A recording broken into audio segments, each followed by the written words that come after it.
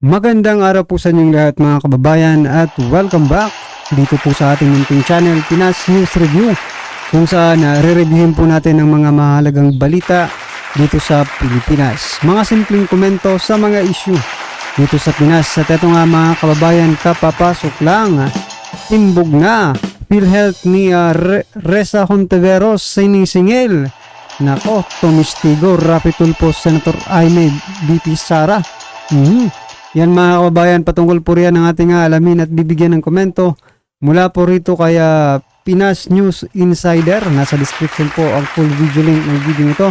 Subscribe na po kayo, at kung bago ka pa lang at di pa po nakapag-subscribe sa ating munting channel, please don't forget to subscribe at i-click na rin po ang bell notification para updated po kayo sa lahat ng ina-uploads nating reaction video. At ito na nga mga kababayan, sama-sama at sabay-sabay po natin pakinggan na panoorin at bigyan ng komento ang video nito. Ito na po.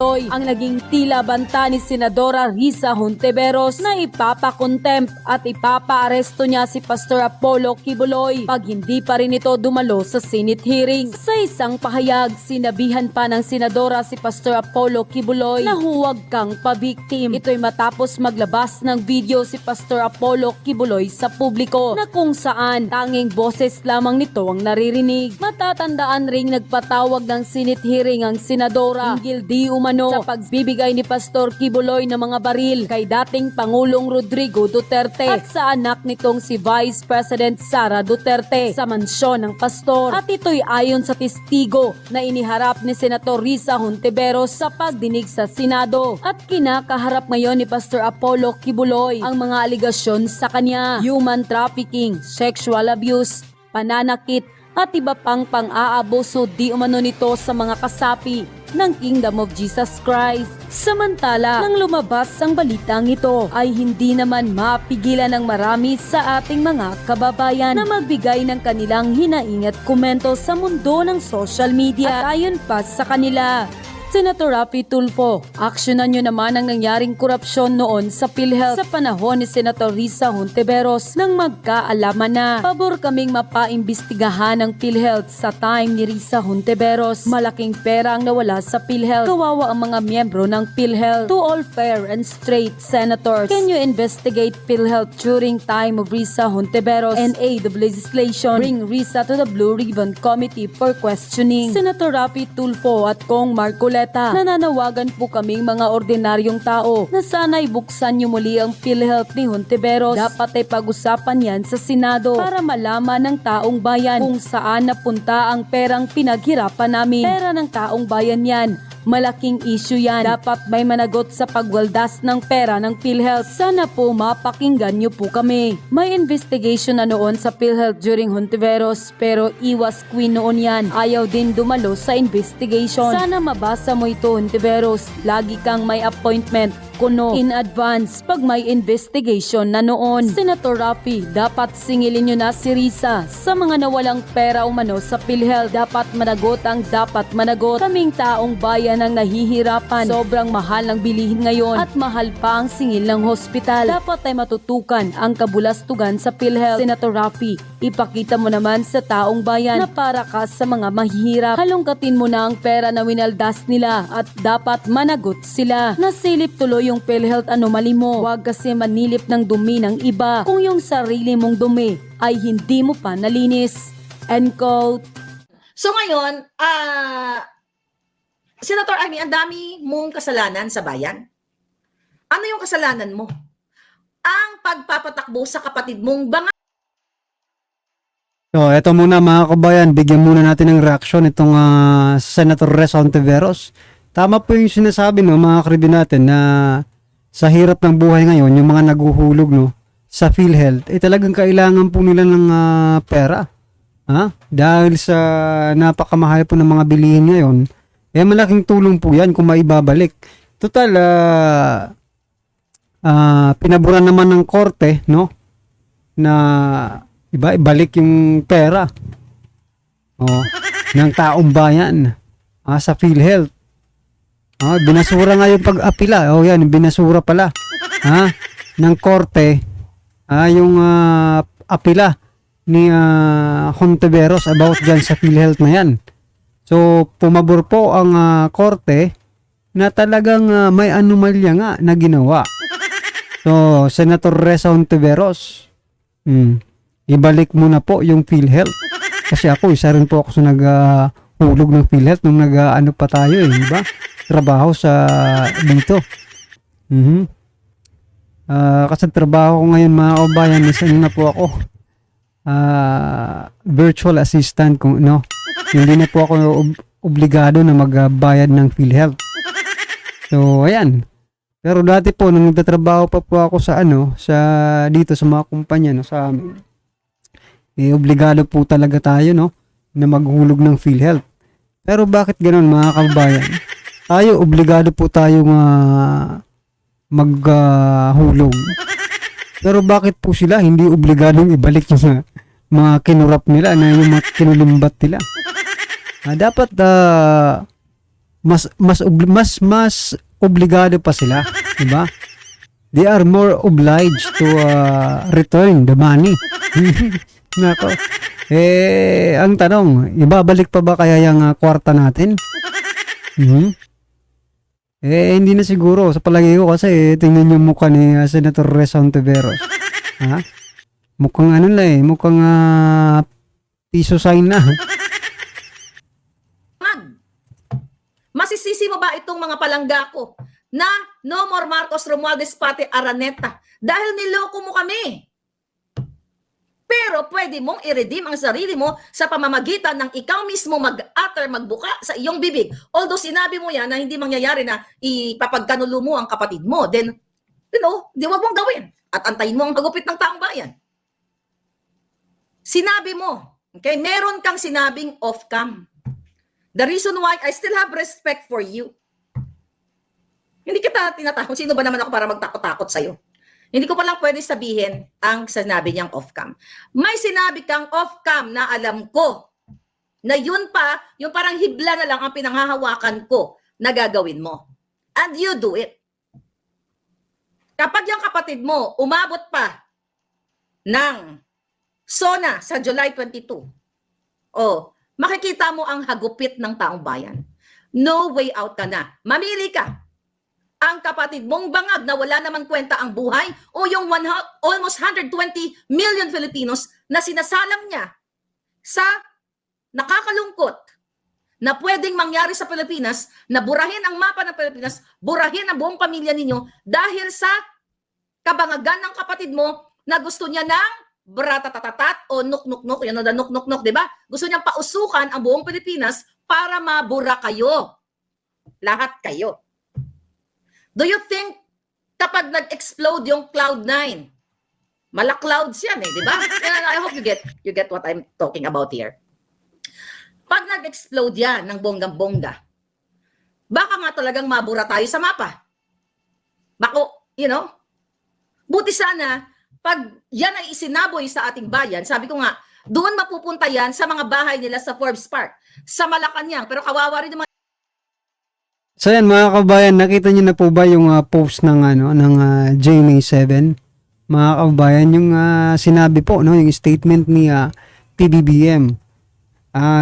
Ganito po yung meat ng statement. Parang sinasabi niya na hindi tayo papayag na apihin, sa ng anumang bansa, ganyan, parang ganyan. Basahin nyo na lang po, nasa GMA po yan. Basta yung pinupoint niya, hindi tayo pwedeng magpaapi. Yan po yung point. Pero ang mga comment po doon, sinasabi nila, paano hindi pwedeng inaapi? Meron na nga nasasaktan sa WPS. Ano bang pang-aapi ang gustong meaning, Anong pang-aapi ang meaning para kay PBBM? Anong kahulugan ng pang-aapi kay PBBM? Gayong may hinaharas na nga tayo sa WPS, di ba?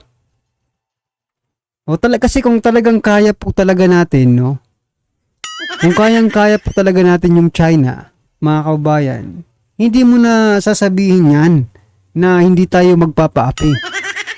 Kasi gagawin na lang po yan Hindi na po sinasabi yan. Ginagawa na po yan.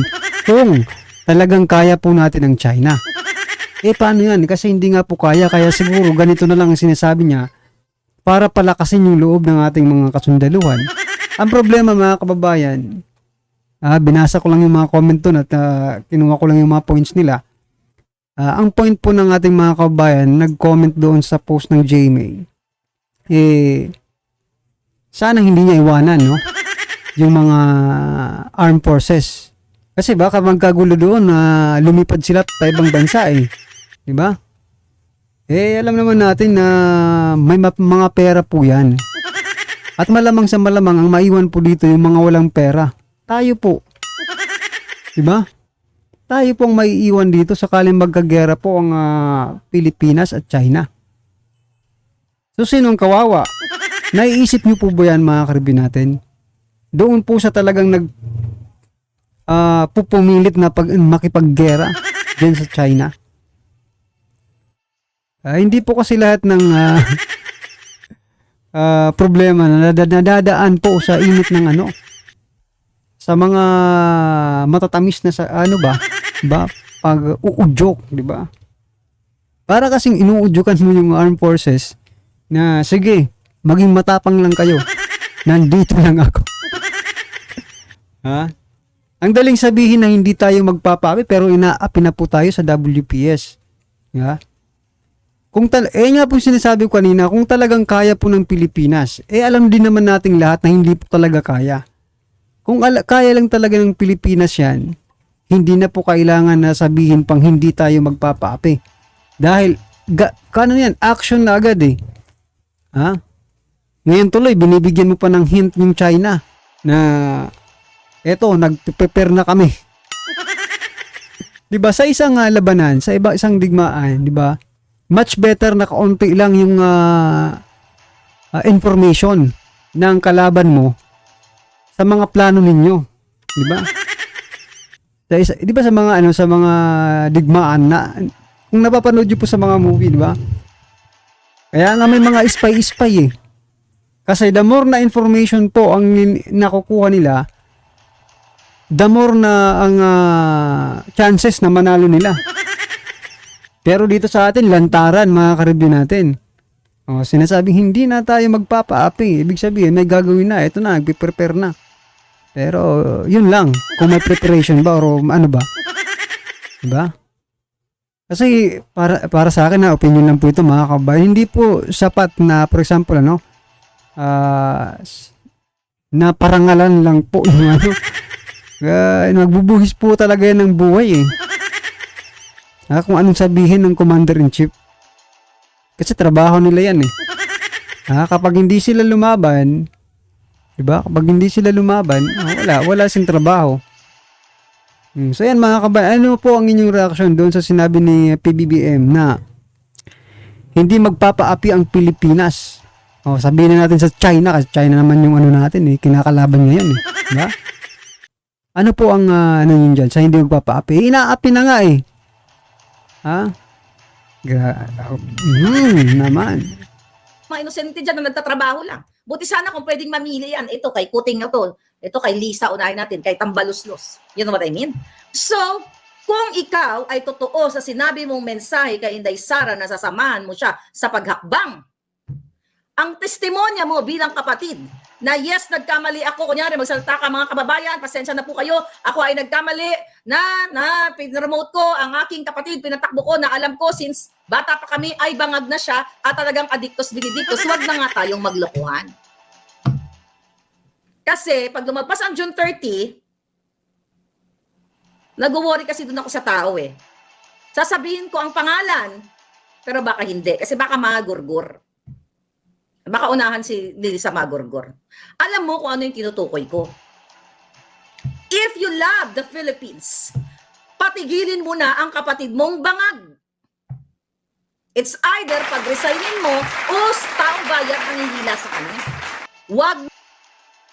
So, yan yung sinasabi natin kanina mga kababayan na itong si Senator Amy Marcos, puro salita lang. Na eto, kakampi ako ng mga Duterte, kakampi nyo ako, di ba? Lagi mong ipinagtatanggol sa salita. Di ba? Wala naman sa gawa. Yan na nga po, kahit magsalita ka lang, gaya ng sinasabi ni Marlica, Diba? Na-addict to si ano. Malaking points na po yun. Kung talaga ha, kung talagang para ka sa mga Duterte. Kaso, eto mga kababayan, nagdadalawang isip na po ang mga Duterte supporters about dito kay Senator Amy Marcos. Diba? Kasi, puro ano lang puro hangin lang. Diba? Puro hangin lang po ang naririnig natin. Wala namang ginagawa. Kaya pang sabi ko na parang naghuhugas ng kamay lang itong si Senator Amy Marcos. Diba? Oo. Muna sanang dagdagan pa ang kasalanan mo sa taong bayan. Yung mga expose mo sa Chacha, na nakita mo na kung sino ang mga binayaran ni Tambaluslos, ikaw mismo.